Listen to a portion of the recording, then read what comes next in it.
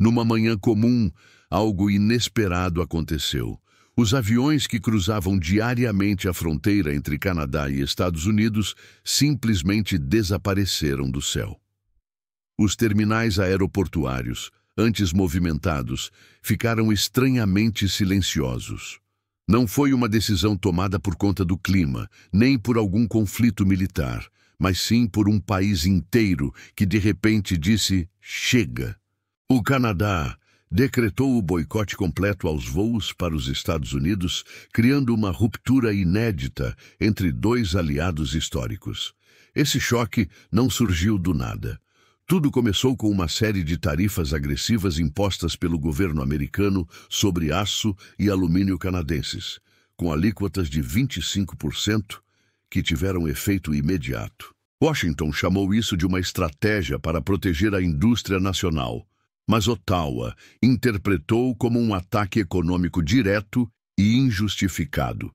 A resposta veio rápido e firme. O Canadá retaliou, fechando seus céus e restringindo as viagens para o vizinho do sul. Os aeroportos canadenses, que antes eram ponto de passagem constante para milhares de viajantes, ficaram silenciosos. Empresas aéreas como Air Canada e WestJet começaram a cancelar rotas e a rever suas operações.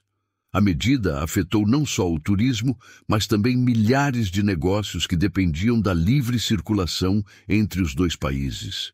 Esse boicote, portanto, não era um simples protesto. Era um movimento político e econômico de grande escala. Essa decisão causou espanto e incerteza.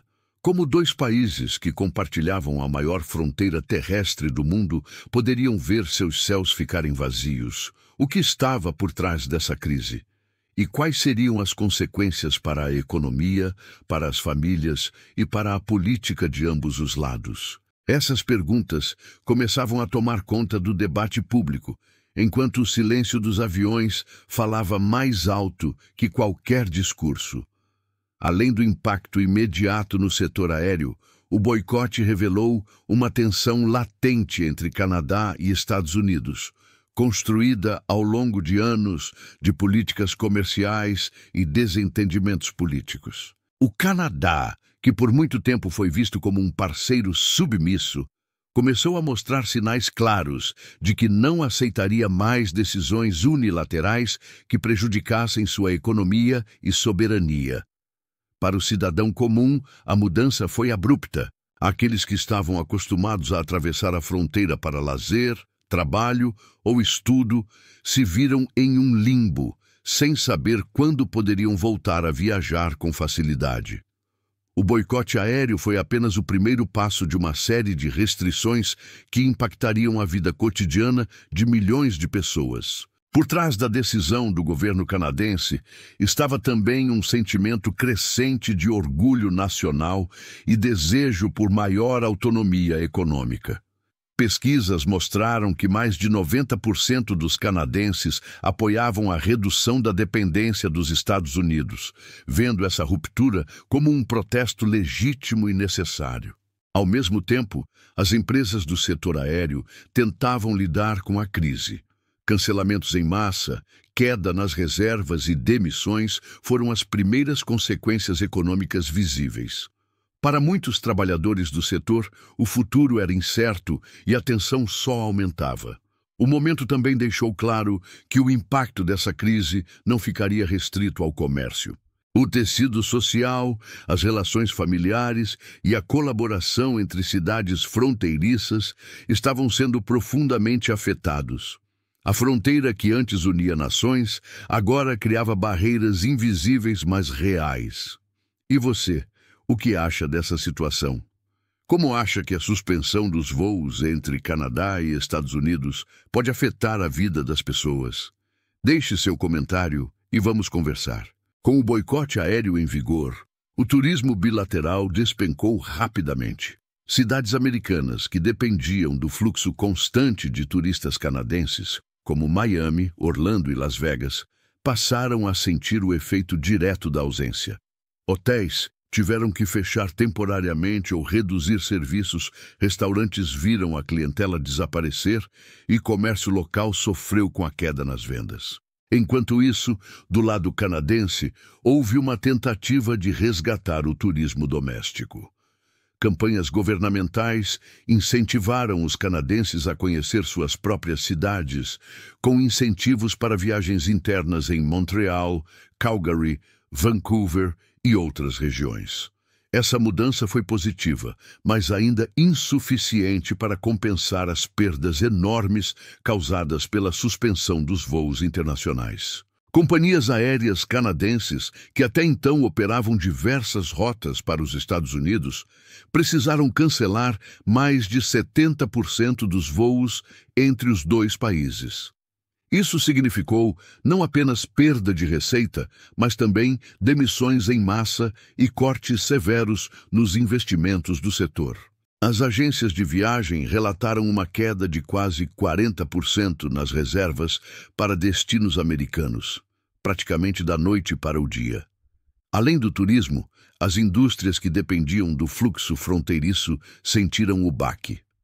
O comércio em cidades fronteiriças, como Windsor, Sarnia e Buffalo, viu suas vendas caírem significativamente. Pequenos e médios negócios que viviam das compras transfronteiriças enfrentaram uma crise sem precedentes, com estoques acumulando e receitas caindo. As travessias terrestres também registraram queda.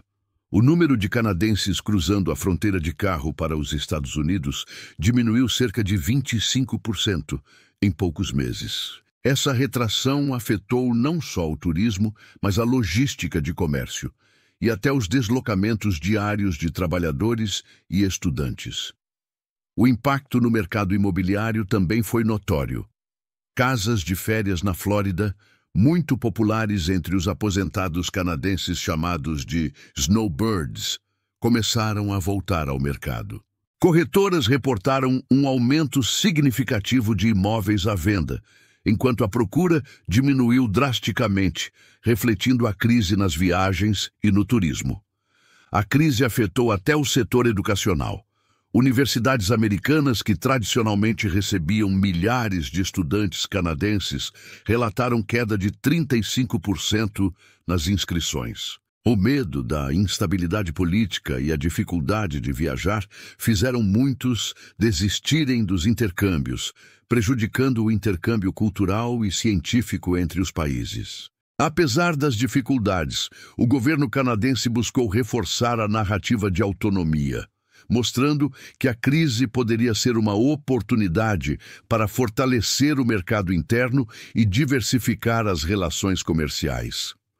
Essa estratégia já mostrava sinais de aceitação popular, e o turismo interno cresceu 60% nos meses seguintes ao boicote. Se você quer continuar acompanhando essa história e entender como essa crise pode influenciar o futuro da América do Norte, inscreva-se no canal agora e ative as notificações. A ruptura entre Canadá e Estados Unidos causou efeitos profundos na sociedade dos dois países. Para muitos cidadãos, especialmente aqueles que vivem perto da fronteira, a decisão do boicote representou um choque na rotina e nos relacionamentos pessoais. Viagens familiares, encontros de negócios e até consultas médicas cruzando a fronteira ficaram mais difíceis ou até inviáveis. Esse isolamento crescente gerou um sentimento de incerteza e frustração. Estudantes, trabalhadores transfronteiriços e pequenos empresários sentiram na pele a dificuldade de uma barreira que não era apenas física, mas política. Em muitas comunidades fronteiriças, a vida parecia desacelerar, com menos comércio e menos intercâmbio cultural. No cenário político, a tensão entre os dois governos se agravou. Enquanto Washington insistia que as tarifas eram medidas de proteção necessárias, Ottawa denunciava uma sabotagem econômica que feria acordos e tratados comerciais históricos. As reuniões diplomáticas foram marcadas por impasses e retóricas duras, sem sinais imediatos de resolução. Internamente, o governo canadense adotou uma postura mais firme e nacionalista. A iniciativa Reinvenção Norte ganhou força, com foco na construção de uma economia mais resiliente e menos dependente do mercado americano. Essa mudança era acompanhada de perto pelo público, que demonstrava apoio expressivo ao movimento. Os Estados Unidos, por sua vez, enfrentaram pressões internas para reavaliar suas políticas comerciais e diplomáticas. Cidades americanas que dependiam do turismo canadense começaram a pressionar por soluções para reabrir as fronteiras, enquanto setores econômicos afetados buscavam medidas de apoio governamental. O impacto no relacionamento pessoal também não foi pequeno. Famílias separadas pela fronteira tiveram de lidar com longos períodos sem poder se encontrar, e eventos culturais e esportivos que promoviam integração foram cancelados ou adiados indefinidamente. Mesmo no campo da educação e pesquisa, a cooperação entre universidades sofreu um baque. Programas conjuntos foram suspensos e intercâmbios interrompidos, dificultando o avanço científico e cultural compartilhado entre as duas nações. Apesar do clima tenso, alguns analistas começaram a sugerir que essa crise poderia abrir espaço para uma relação mais equilibrada, com respeito mútuo e menos dependência unilateral. O futuro desse relacionamento, porém, permanecia incerto. Depois de meses de bloqueios, cancelamentos e tensões, o futuro das relações entre Canadá e Estados Unidos parecia incerto. A ruptura aérea expôs fragilidades e desconfianças, obrigando os dois países a repensar suas estratégias de cooperação. Havia quem acreditasse que o boicote era apenas um capítulo temporário, enquanto outros temiam que a crise fosse o início de um distanciamento duradouro. O governo canadense, por sua vez, avançava com o plano Reinvenção Norte, focado em fortalecer a economia interna, fomentar o turismo doméstico e diversificar as relações comerciais. Investimentos em tecnologia, infraestrutura e educação foram acelerados, com o objetivo de reduzir a vulnerabilidade do país a futuras crises externas. Por outro lado, os Estados Unidos começaram a estudar alternativas para reconstruir a confiança e reparar o dano comercial e diplomático causado.